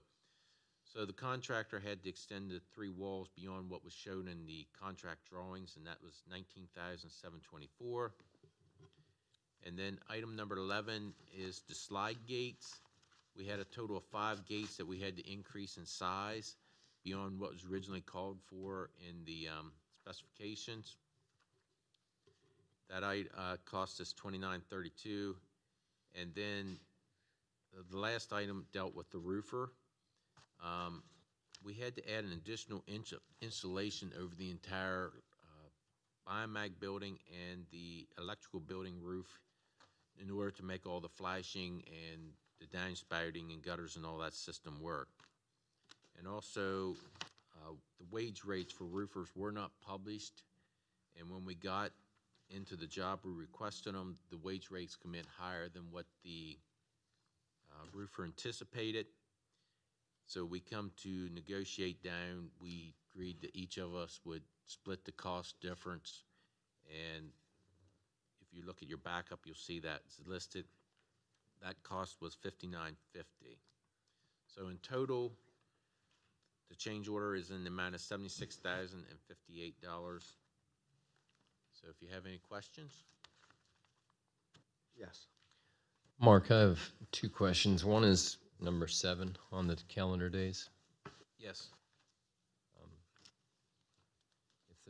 If this is a calendar day contract, typically we don't count days, so perhaps you could explain, or we can revisit that particular portion of the change order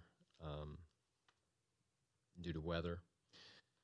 And the other Scott is here, who's done a number of prevailing wage, and I thought it was at the time of the advertisement, the prevailing. I don't know if you both probably have experience with that. Maybe that just requires a little further explanation. The prevailing Those wage. prevailing wages change. Periodically, they issue new prevailing wage rates. If the prevailing wage rate is issued 10 days prior to your bid opening, you must comply with those wage rates, the new wage rate schedule. If it is issued after 10 days of your bid opening, like 9 days, then the previous wage rate applies. The state did issue a new wage rate prior to the 10 days of our bid opening, and we were unaware of that, and we didn't issue those wage rates as an addendum. But we still had to comply with them, and that's why you have the wage rate delta in here of like $1.25 an hour. That's what the difference between the rebar rate tires in the new rate versus the old rate. And the contractor did supply me a very detailed hourly breakdown of each employee that was classified in that job description. Okay, so that's a 10-day cutoff period. Yes. Okay. Perhaps in the future, try to get those in it by addendum in that 10 days, but I understand. I understand better now. Thank you. The calendar days probably may require more discussion. That's the only exception I take is on the calendar days for review of that. Can you explain why typically we don't count weather for days? Is there some exception in this case? I thought the general conditions did allow the contractor to request days based upon loss of work due to incremental weather. I think we should review that a little closer, that particular portion of the item. I don't know if perhaps this change order could be deducted by that until we have an opportunity to look at that further or not. But that would keep them moving on all the other items and look at those calendar days. I would have to, the contractor's already signed the change order, so I would have to disregard the one that's out there now and reissue it without that item in it. Right. I can do that. Right. It would reduce it by $47.80, the grand total. And that's not to say it's not warranted. It's simply to say before approval, we might want to look at that further. That's all. So we're going to make a motion minus reason for change number 8. Is that the one Number 7. Number 7. Okay, so we're agreeing to everything except change number 7. Correct? Yes. And then you'll that would do be my recommendation. and then you'll do all of the number changing and work all of that out. I'll revise the actual change order form and reissue it to the contractor and through the county for approval processes, minus item number 7.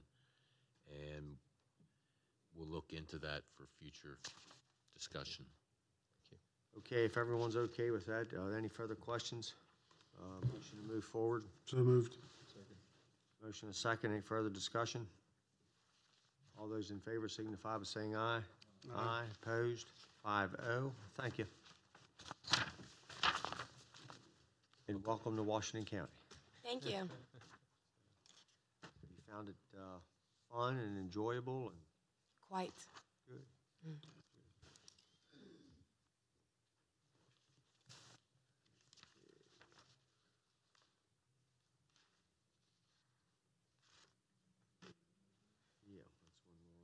the capacity management project, Showwater Road. Mr. Bradshaw. This is the change order number 3 for the capacity management project.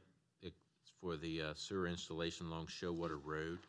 This is the final change order. We went in and are adjusting the bid quantities to match the actual field quantities. You should have an Excel spreadsheet that has the actual bid quantities and the field quantities shown. The majority of the overruns were associated with the casings. We had to add additional casings from what was originally proposed. For example, Mr. Bowman, who owns the old Roar building, he brought in a new entrance plan and is actually putting a new entrance in closer to the interstate. So we had to add a casing there to accommodate his future entrance. And so we overran the casing quantities is the major items there. And then the 8-inch casing, we extended it and made it longer down along Route 11 because we found a fiber optic line that was just, it would have been pretty much at the end of the proposed casing. So we extended it to get underneath that casing so that in the future, if we ever had to dig it up, we wouldn't have a fiber optic line hanging over our head and run the risk of damaging it. So it comes out to $102,788.95 is the total changes associated with this change order. Okay, any questions, comments? Yes, I do. The original contract sum, did that come in under budget? Yes. Okay.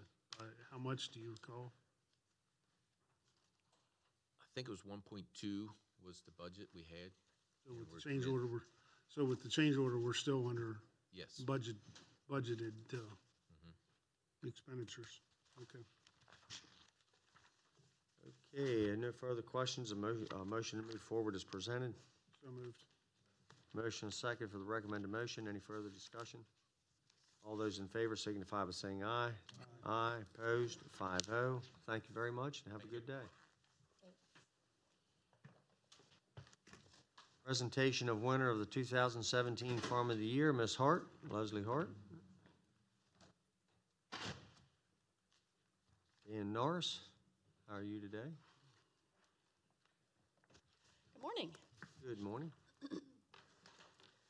Leslie Hart, Washington County Department of Business Development, and I have with me this morning Dan Norris, and he's going to start. Good morning. Again, my name is Dan Norris. I serve as the president of the Washington County Agricultural Marketing Committee. And the committee provides the help with advice and recommendations regarding the marketing and economic development strategies for the agricultural industry and related businesses. I would like to thank the county commissioners for your continued support for agriculture in Washington County, as that's tremendously important. And we're excited we're here today to honor the Washington County Farm of the Year for 2017 and 2018. This program has been in existence now for 7 years and just provides us an opportunity to recognize agricultural excellence in our county, obviously, which is tremendously important. So I want to thank you again for the opportunity to come and do this publicly, and I want to turn that back over to Leslie. Thank you. So this is always a really special time for me because we get to do the Farm of the Year. There is an application process that's involved, and there are multiple layers in the selection process. But this Farm of the Year, they receive a plaque that they can hang at the end of their farm lane. They will also receive a plaque with a photograph of their family on it. And then we will also, the Public Relations Department and myself will go to the farm and video the farm, and we'll use that for outreach and education efforts. Today, I'm very honored and privileged to introduce to you Mr. Steve Ernst and his family. And the 2017-2018 Farm of the Year is Ernst Grain and Livestock Farm from Clear Spring. So this is a surprise for Steve.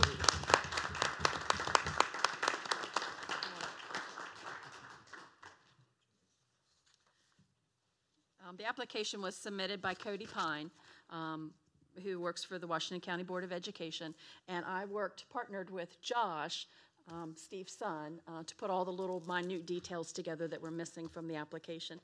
But this seventh generation farm located in Clear Spring raises purebred sheep and swine along with row crops. All decisions on the farm are carefully made and strategically for the sustainability and financial growth of the farm.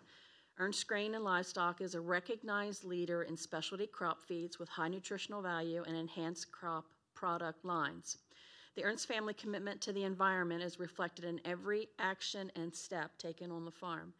They have been recognized with the Farm Stewardship Certification and Assessment Program, reflecting their dedication to protecting the Chesapeake Bay. Additionally, the Ernst family members, along with their tractors and equipment, can be seen at Clear Spring High School working with students with the production elements and mentoring tomorrow's future farmers on the latest in technology. So again, I'm honored, and if we could get a picture, I'm honored to present to you this year's Farm of the Year.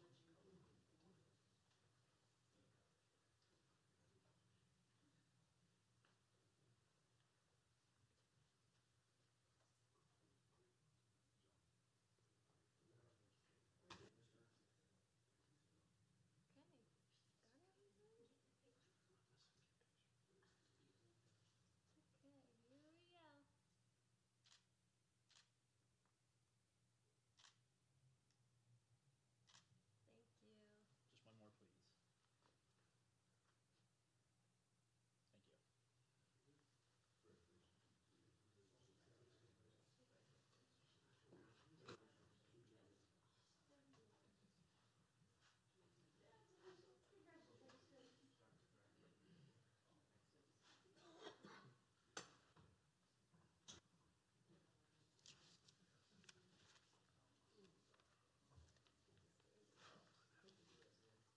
You're welcome.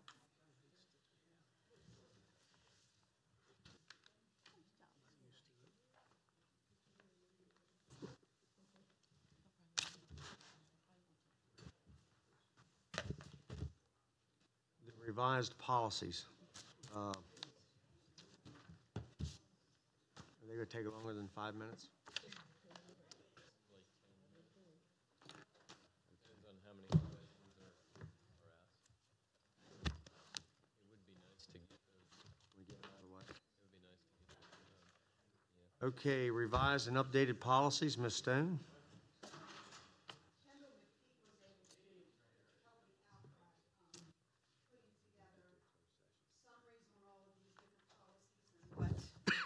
sort of an update on what's in your policy book to begin with.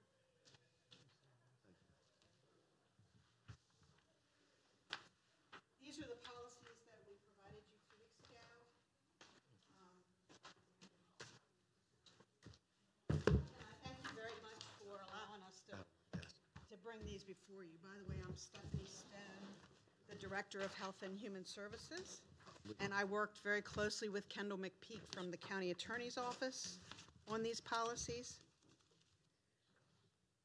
So we're bringing these to you as it's been necessary to try to create and bring to you some new policies. We're updating some policies that were already in existence. Some of them haven't changed at all, but it's important to us to bring them as a group to you so that we can move forward with policies approved at a certain time with the assumption that we will come on a regular basis to bring you anything new or to give you an idea of anything that's changed with the policies over the next few years. So what I'm would be glad to do is to go down the summary, if that would be helpful to you, of all these policies that I just gave you. New policies that are to be adopted include policy EB15, which is an insurance benefit credit. We have had that in existence for quite a while, but we've never had it in a policy form. So this new policy establishes guidelines for offering optional prorated health insurance benefit credits to employees. Again, we have already been doing this, but we're looking to put this specifically into a policy. These are benefits to employees who choose not to carry benefits on self or eligible dependents, and limiting the eligibility to one employee when 2 employees are covered under the county. We're going to grandfather everybody that's currently in the benefit credits who's using it, the employees, but any new employees, if they have a family member who they're also covering, we're just going to allow the eligibility of 1 employee. So in other words, from here on out, if an employee has a family member that's also in the plan, only 1 of the employees will get the benefit credit. Okay. PR 31 it's not a new policy itself on the federal level, but it is new to us. We wanted to put a policy together that requires us to apply with all the applicable federal and state laws. PR 34 is leave policy. This is a new policy that consolidated the provisions pertaining to types of leave, including vacation, personal, sick, family sick, annual physical, bereavement, workers' compensation, and administrative with or without pay. Policy consolidates the EB3 that we had before, which was holidays, EB8, which was the employee personal days, EB9, the employee sick leave incentive, EB13, the annual physical benefit, and it permits personal leave to be now taken in 1-hour increments instead of what it currently states as a whole day of 8 hours. The next one is PR 35, which is a confidentiality policy. This is a new policy preventing the unauthorized disclosure of confidential information discussed, presented, or disclosed in any form or fashion in any board or other county meeting where personal employee information is available and discussed. PR 36 is the tobacco-free campus policy. We have had tobacco policies within our vehicle use policy, but we haven't had it as a separate policy. Sure, Jeff.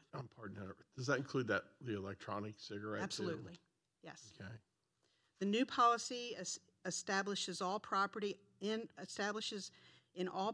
owned, leased, occupied, or operated by the county to become a tobacco-free, which does include vaping, and directing the appropriate personnel to designate tobacco use areas with approval of the Director of Public Works. Now, if you'll remember, we've already done that in our parks. What we're looking to do is all our campuses. PR 37 is an anti-discrimination and complaint procedure. This is a new policy establishing guidelines for the county's compliance with all applicable federal and state discrimination laws and regulations. This includes the discrimination provisions that were formerly part of a combined harassment and discrimination policy, which was PR 13. Okay? So what we've done is we split those out and we've talked about them in separate policies. PR 38 is the use of social media. This is a new policy establishing guidelines to assist county employees with understanding the risks and responsibilities of using social media and making responsible decisions regarding appropriate use of social media. And one more new policy is PR 39, which is cell phone use during board meetings and proceedings. This is a new policy prohibiting employees, as defined in the policy, the use of cell phones in all open and closed meetings and proceedings conducted by and before the board. Pardon me? You can use your camera on your cell phone. I think it's appropriate sometimes we have special reports and stuff that we want to take a picture. Is that out of the ordinary, or do we all vote to be able to do so? We want to take a picture. What do y'all think? I can see the emails, texting, or whatever like that in some situations. Photos would be all right because they're keepsakes like we just did there with these guys, with Mr. Ernst. Very good friends of mine over here. But I camera. Okay. Right here. Kendall and I can certainly take that into consideration, bring that back. Okay, any other questions about those new policies? Okay, then we have a list of policies with substantive changes. So there are policies that were in existence that we have made changes to. EB5, which is a COBRA policy, we revamped the policy to be specific and in compliance with current rules and regulations. So we work directly with the Society for Human Resource Management on this one. Our EB12 House Keys program, the policy was revised to add provisions limiting program to one purchaser when there are two or more purchasers, expressly setting county's maximum contribution of $5,000. We had a situation where there were two employees who wanted to each have $5,000, and what we're doing is making this specific that two employees can't come in, let's say buying a house together, and asking for two different $5,000 loans. Okay? And we also are requiring all purchasers to sign the county loan documents. Okay? This program is already in existence, so it's not new. PR5 is an alcohol use and substance use testing policy. The policy was revived to include provisions for a second test after a negative dilute test result in pre-employment testing. We've had some situations where this has come up. So retrieval of the county belongings from suspected, the other thing is if we have somebody who tests positive, we are recommending through this policy that we retrieve the county belongings from a suspended employee following reasonable suspicion testing at the point that we take that person back to their home. And prior to any additional testing or sending the sample to an independent laboratory. So we're just saying that we want to make sure we get the county property back at the point that we have a positive, and so that when an additional testing might be done, we don't have to worry about that employee at that point. Stephanie, you referred to that $5,000 home. Yes. We have the capability of somebody who is qualified. Yeah. There's a certain paperwork that they have to do, and the county will offer a loan to that employee towards a purchase of a house. That house has to be in Washington County. No, I don't believe so. Why wouldn't it? I don't know. Yes, it does. Yes, it does. Yes. I'm sorry, Kendall. Yes, it does. Okay. It is specifically, the program is connected to Maryland loan program as well. Correct. The employee has to qualify under the Maryland program in order to be eligible for this program, and it is for the specific purchase of a house in Washington County. Okay, thank you. And it's something that the realtor works with them on. I'm sorry. Who all signs off on that? Just your department, paperwork? I'm sure. It's legal, signs off on it, and the employee who is participating in it. I don't believe there's any place where I sign off. It's legal. It's a legal signature. And it's a mortgage loan, am I right, John? The application goes through the HR department. Oh, it does. I'm sorry, yes. It goes through the HR department, and you determine the qualification. Correct.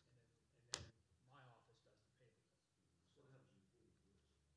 They have to pay it back.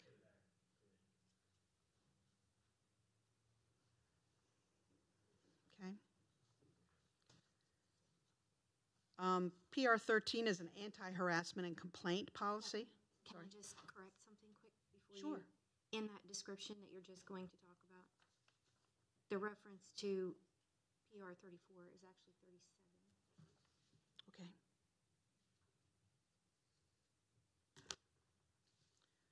So the policy is revised to separate, this is where we separated the harassment from the discrimination policy. And its new policy,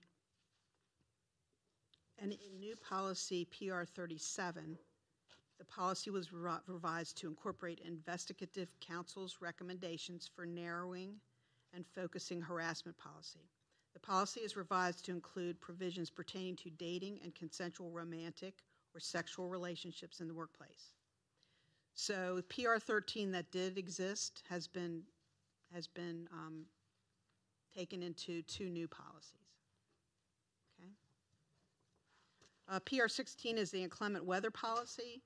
The main thing we did there was to update the media outlets and sources for weather announcements. PR 24, the hiring policy.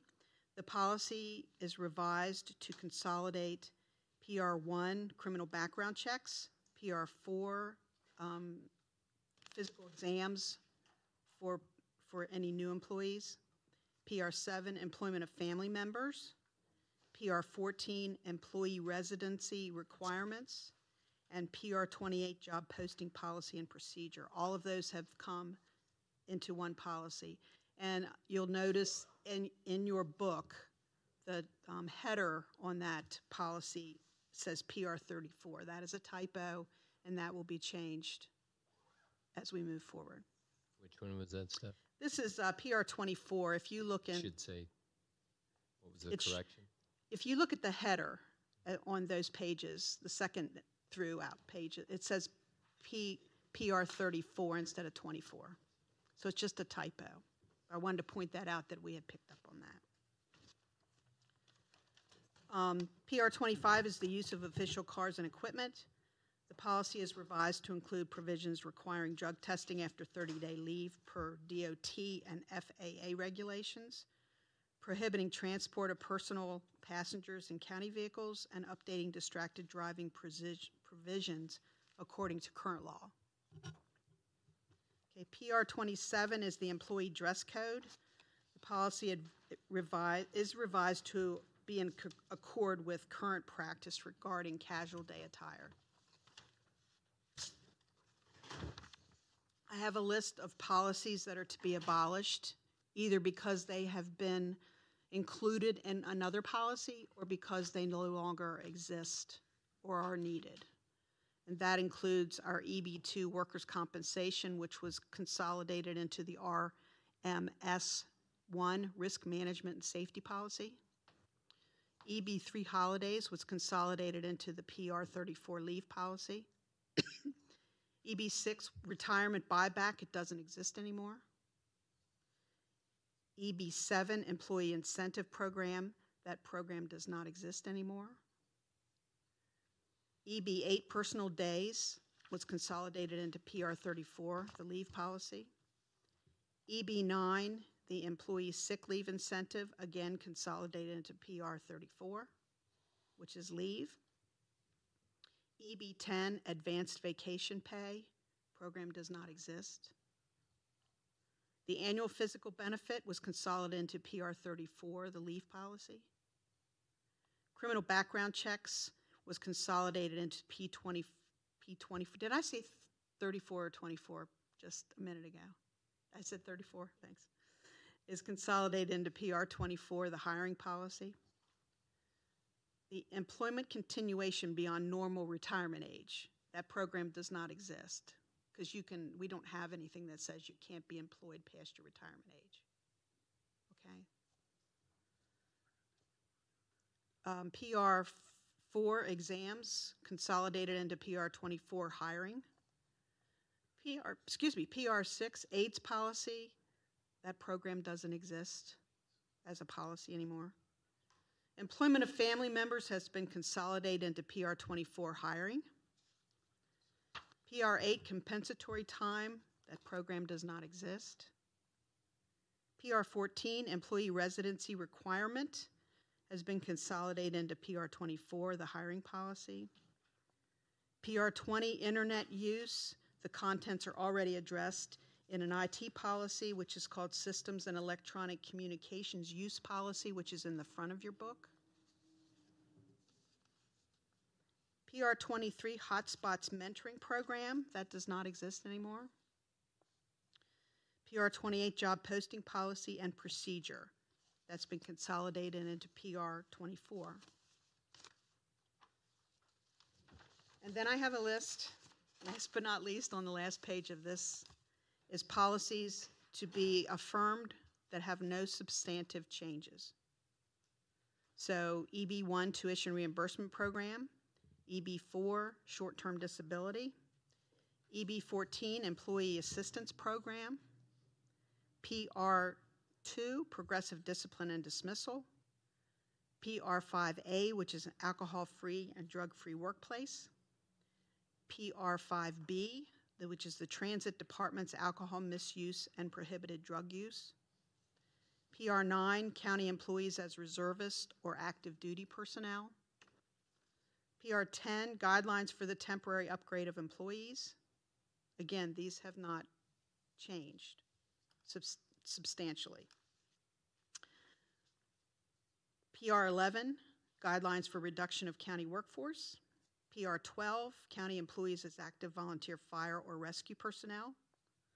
PR15, family and medical leave, FMLA. PR17, modified duty procedure.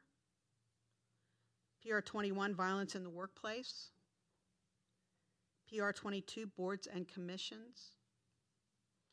In fact, Vicki took a look at that on behalf of you all as commissioners for us. PR26, whistleblower policy. PR30, employee sick leave bank.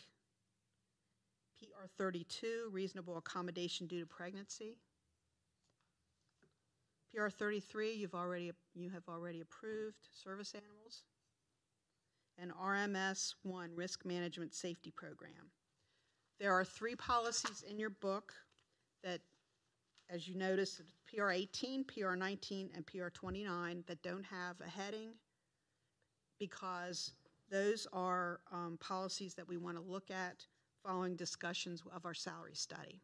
Before we would go ahead and make changes to those, we want to make sure we incorporate any of the salary study discussions that we have. Lot of stuff. Hopefully you had a chance to take a look at it. I'll be glad, Kendall or I will be glad to answer any questions that you have. Any questions, comments?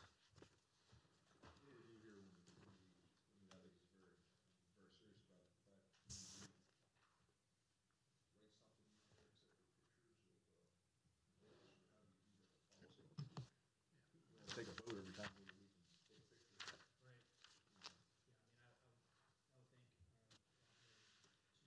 picture.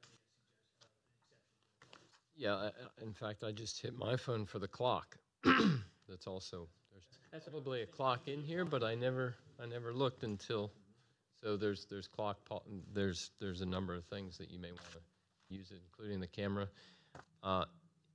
If you would permit, I'm trying to think of the language that would allow this to be superfluous with continuing on with the policies, would allow, if the commissioners would like to adopt, provided the phone could be used for the applications in it, something to that effect. And for the record, a couple things. One, these are the same policies with an exception that a minor update that staff provided very shortly after the meeting 2 weeks ago. So these have been available in hard copy and by your binders. And as far as the phone, it is very similar to the policy by the city of Hagerstown for all of their meetings, correct? Yes. And it is stated at the top of their agenda, the use of cell phones and so forth. So I believe it's primarily for communications and so forth is the point. Well, the other thing, I'll just bring it up because we're in discussion, and whether it's myself, whether it's Commissioner Barr, even Commissioner Kiefer, we come here as public servants. We come here to do work we feel that we like, feel necessary. We'd like to give back to the community. Mm-hmm. But we're in business. And, we have, I know Commissioner Barr has well over 100 some employees, and things happen. He's had accidents, fatalities, and I don't think it's something that we need to, if something comes up of a high level of importance, I believe it's a self-monitoring situation that we're not sitting here on our cell phones, but our businesses do continue, and we do have actions that have to be taken. That 2-3 hours may cause a problem for not ourselves, but for your employees. Businesses and employees. Mm-hmm. So I don't know how we handle that. But, For example, my dad for 3 weeks, his health was in jeopardy every good second point. I was here, and that was constantly looking at my phone for that 911 call to leave here and go to the hospital. Well, what Kendall and I can do is take a look and bring that particular policy back and see if it meets the needs, your needs. There are three other policies at the end of your summary here that will have to be brought before you. We can pause on that one, that particular one, and bring that back before you with some others, if you'd prefer. Yeah, because clearly the intent of that was not to prevent that. Right. Yeah. Pictures and I was thinking the same thing Rob was thinking because I was using that to figure out what time it is. So we have a lock in here, but yeah, I don't think it was never. The intent was never to prevent somebody from getting an emergency phone call, get it and step out, and do that. So they can take a look at that and bring that back. Sure can. But before the opportunity goes by, I wanted to thank both Kendall and Stephanie. I know that they both have put an extraordinary amount of work into this. You can imagine to go through. When was the last time anything like this was done? That's been brought to the commissioners. It hasn't been since, I mean, there have been certain policies that have come, but as a whole, not since I've been in this position, and that's been 6 years. So there have been, like I say, policies that have come in, but not at this level. Our staff, my staff, and legal has been working on updating these policies over the years. This is not just something that we started right now. We have been seeking to keep them updated. We just have not been able to bring them into you as a group like this. So I appreciate the opportunity. Yeah, the commissioner's patience in working through this and participation is very much appreciated by staff. Thank you. Okay, thank you. Now, you want, are we moving forward with the motion? They're going to bring it back after they address the, okay. You just bring it, can you bring it back next meeting? Or after you get? One, Yeah.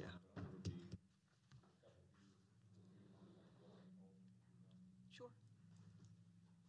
So I just want to make sure that, I don't know that we'll have those three ones that we put on the bottom here that, we need additional information. I don't know that I can bring those back in next week. Well, they don't have to be next week, but I think it's a lot of, like you said, it's a tremendous amount of information to review, and we may need a little more time reviewing the information before we make a motion to move forward. Okay.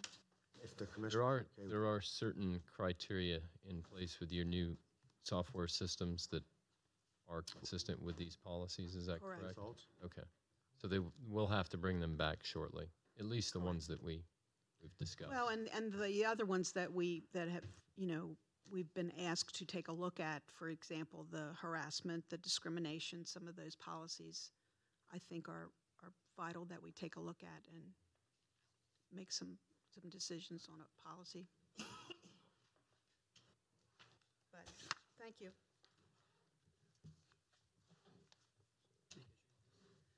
So I'm not able to give you this because they haven't been approved. What do you, John? Yeah, I don't think we're ready to vote on anything. Any of the commissioners ready to vote on any of this at all? I'd wait. Yeah, we want to wait. Just a lot of information. Pardon me? I mean, you read right on the sheet. Yes, I did. And is it okay if I give it to you? As a summary of maybe what we're considering, I think that's. Summary of what's being considered, and that's what Stephanie was.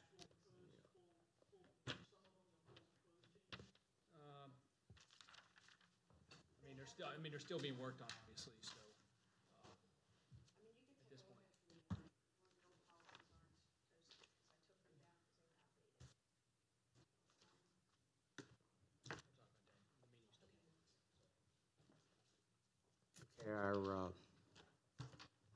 Well, we need to go to the luncheon and then come back for closed session.